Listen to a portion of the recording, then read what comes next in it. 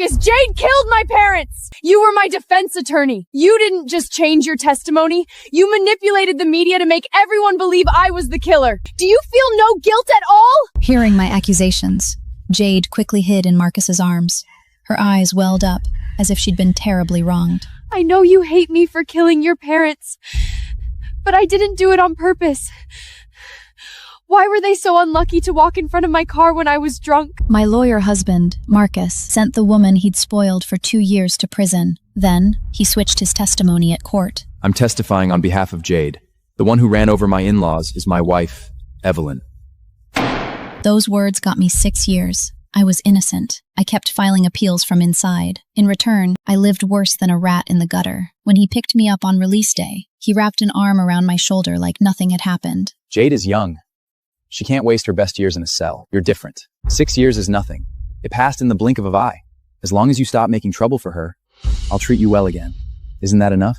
I picked up my phone and texted a man. I'll marry you, but I have one condition. I need you to kill someone for me. His reply came instantly. Sure, name, Marcus and Jade. Done. I'll pick you up in a week. Their heads will be my wedding gift to you. I turned off the phone and shoved Marcus off. What's wrong?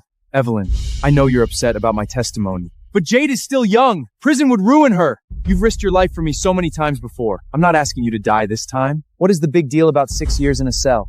I clenched my fists so tight and my nails dug into my palms. He knew perfectly well who Jade had killed. She hadn't hit strangers. She killed my adoptive parents. They raised me. They're my only family. Before we married, I told him. I grew up in foster care.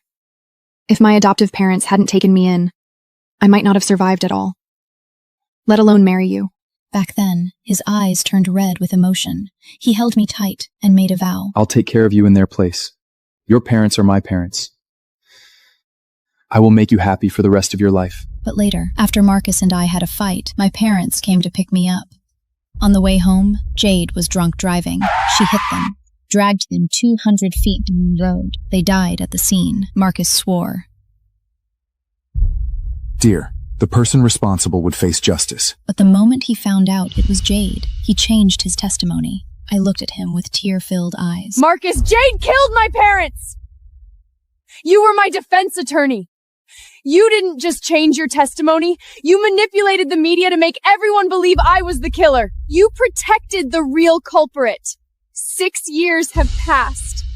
Do you feel no guilt at all? Hearing my accusations, Jade quickly hid in Marcus's arms. Her eyes welled up, as if she'd been terribly wronged. I know you hate me for killing your parents, but I didn't do it on purpose. Why were they so unlucky to walk in front of my car when I was drunk? She pulled a small knife from her bag and pressed it to her wrist. If you still blame me, I can only pay with my life. Marcus snatched the knife away and pulled her into his arms. He turned to look at me. Jade has suffered just as much as you these past 6 years. To make it up to your parents, she volunteers at a charity in their name every week. Do you really have to be this aggressive? My already dead heart felt like it was being crushed all over again. I was the one who lost my parents. I was the one who spent years in prison. And he thought I was the aggressive one. Did he forget? When I was falsely imprisoned, I begged everywhere for a lawyer to appeal my case. In return, he ordered men to torture me and forced my head down to drink toilet water. Their leaders spat on me with a warning.